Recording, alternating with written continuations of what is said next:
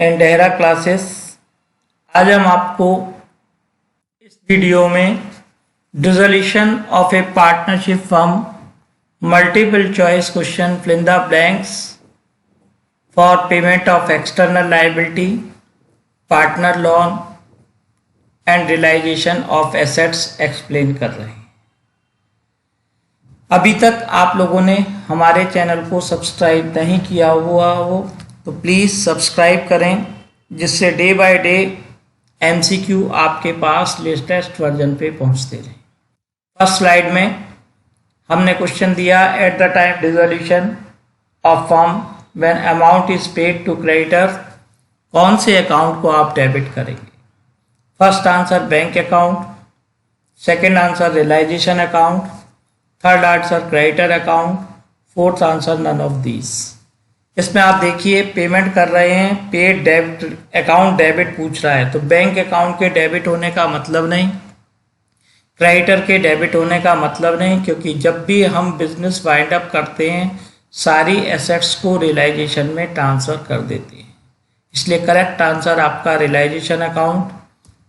Second slide में dissolution में creditor 30,000 के हैं, 10,000 के क्रेडिटर कोर्ट ने सेटल करें 15,000 में, रिमेनिंग क्रेडिटर पेड करें आफ्टर 5% डिस्काउंट पे। आपने क्रेडिटर को टोटल पेमेंट कितना दिया? 10,000, 15,000 एक पेमेंट करें, 20,000 का 5% माइनस करके, यानी 1,000 माइनस करने के बाद 19 प्लस 15,000, पहला ऑप्शन हमने लिया 28,500, सीधा 30,000 में से 5% माइनस करके लिए, वो आंसर कोई नहीं बना आपका। दूसरा आंसर लिया हमने 30 में 15 प्लस करके उसका 5% लेके 42,750, ये भी आंसर रॉन्ग हो गया। थर्ड आंसर लिया हमने आपको 20,000 का 5% माइनस करके 19,000 प्लस 15,000 इक्वल आता है 34,000, 33,500, इसलिए इसका आंसर आपका नन ऑफ दीज होगा। नेक्स्ट स्लाइड में eight the time dissolution creditor ₹40,000, creditor is taking stock 50,000 in full satisfaction of his claim.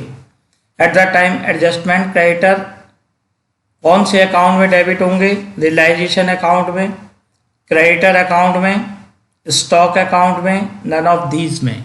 Stock का कोई मतलब नहीं क्योंकि ऑलरेडी रियलाइजेशन में ट्रांसफ़र किया हुआ है, क्रेडिटर का कोई मतलब नहीं, ऑलरेडी ट्रांसफ़र किया हुआ है, रियलाइजेशन का कोई मतलब नहीं क्योंकि इसकी कोई एंट्री नहीं बनेगी, इसलिए आपका आंसर नन ऑफ दीज होगा। नो एंट्री होती है, फुल सेटिस्फेक्शन है। नेक्स्ट स्लाइड में क्रेडिटर दे रखे हैं आपको 50,000 के, creditor taking over stock at ₹60,000 का स्टॉक उन्होंने 42,000 में ले लिया, इसका मतलब 8,000 का अभी आपको पेमेंट करना है। तो रियलाइजेशन अकाउंट डेबिट किससे होगा? 42 से डेबिट होगा नहीं क्योंकि रियलाइजेशन स्टॉक भी वहीं पर है और क्रेडिटर भी वहीं है। 50,000 से कोई मतलब नहीं क्योंकि 50,000 का आप पेमेंट नहीं कर रहे, ओनली 8,000 से रियलाइजेशन अकाउंट डेबिट होगा, इसलिए थर्ड आंसर आपका सही है। नेक्स्ट स्लाइड में 30,000 के क्रेडिटर गिवन है, क्रेडिटर टेकिंग ओवर स्टॉक 40,000 का स्टॉक उन्होंने 45,000 में ले लिया। जब 45,000 में स्टॉक ले लिया तो इसका मतलब वो हमें वापसी पैसे देंगे। कितने को रियलाइजेशन क्रेडिट होगा, पैसे आएंगे तो एंट्री बनती है आपकी bank account debited to realisation account. Common sense है कि वो पैसे देगा, ये नहीं कि कहीं क्वेश्चन में नहीं बोला। तो 45 का मतलब नहीं, अपने पहले डिडक्शन करेगा, 30,000 का कोई मतलब नहीं, ना लेना ना देना। इसके बाद 15,000 का डिफरेंस आया तो 15,000 सेकेंड आंसर आपका सही है, इसमें आपका करेक्ट आंसर हो गया 15,000। नेक्स्ट स्लाइड में डिसोल्यूशन में क्रेडिटर गिवन है 60,000 के, creditor taking over stock 70,000 at ₹62,000, payment realisation is debited. अब रियलाइजेशन के डेबिट होने का मतलब ही नहीं है, तो क्रेडिटर ने स्टॉक ले लिया 2,000 से, तो इसलिए आपका आंसर नन ऑफ दीज होगा। नेक्स्ट स्लाइड में डिसोल्यूशन में प्रोविडेंट फंड गिवन है, बैलेंस शीट में एडिशनल इंफॉर्मेशन नहीं है, payment is debited in realisation account. ये रूलिंग होती है लायबिलिटी के बारे में, अगर कोई इंफॉर्मेशन नहीं दे रखी है तो सेम अमाउंट से लायबिलिटी का पेमेंट कर दिया जाता है। इसलिए इस फिलिंदा ब्लैंक्स में अमाउंट 30,000 आएगा।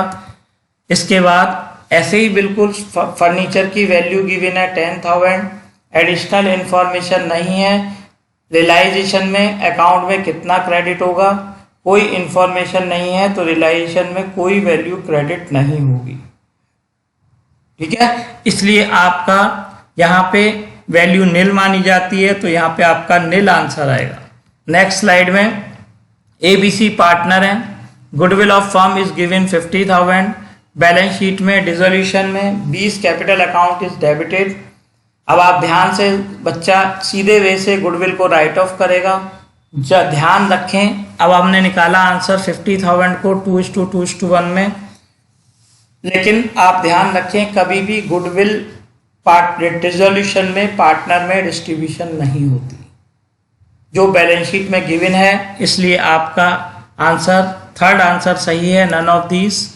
नेक्स्ट स्लाइड में ABC पार्टनर है, शेयरिंग प्रॉफिट रेशो 2:2:1 है, डेटर 20,000 के गिवन है, प्रोविजन 2,000 का गिवन है।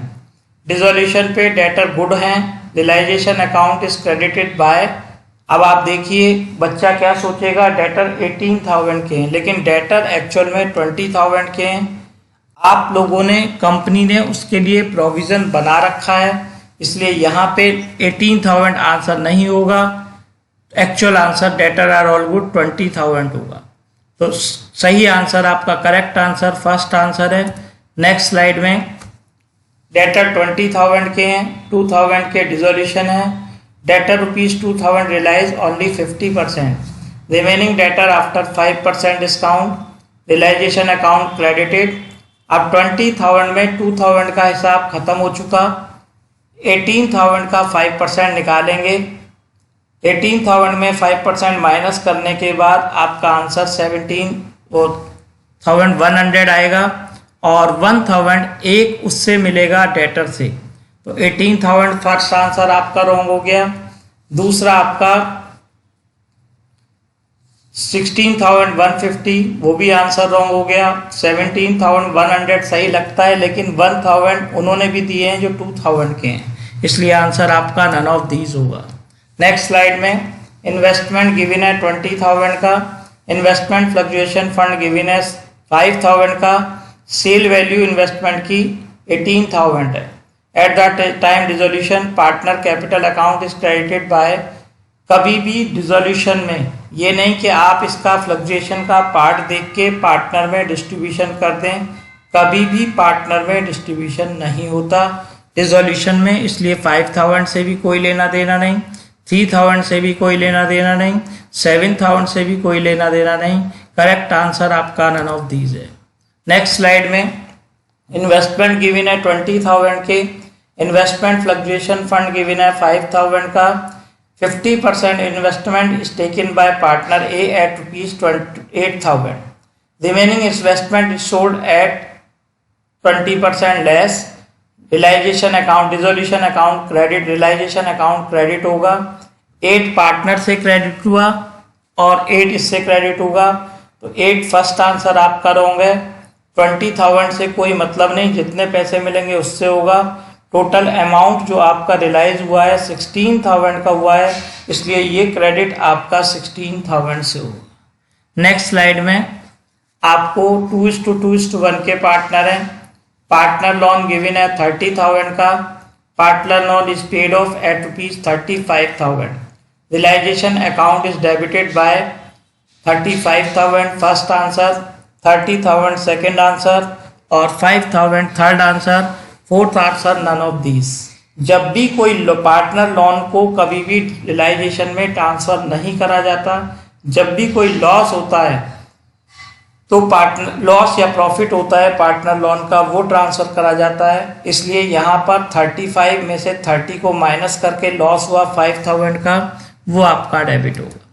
नेक्स्ट स्लाइड में ABC पार्टनर है, शेयरिंग प्रॉफिट रेशो 2:1 है, लोन गिवन है 30,000 का, partner loan is paid off 32,000, realisation account is credited by partner. अब आप 32,000 का पेमेंट कर रहे हैं more than actual loan, loss हुआ, सारे लॉस डेबिट होते हैं, इसलिए क्रेडिट होने का कोई मतलब ही नहीं बनता।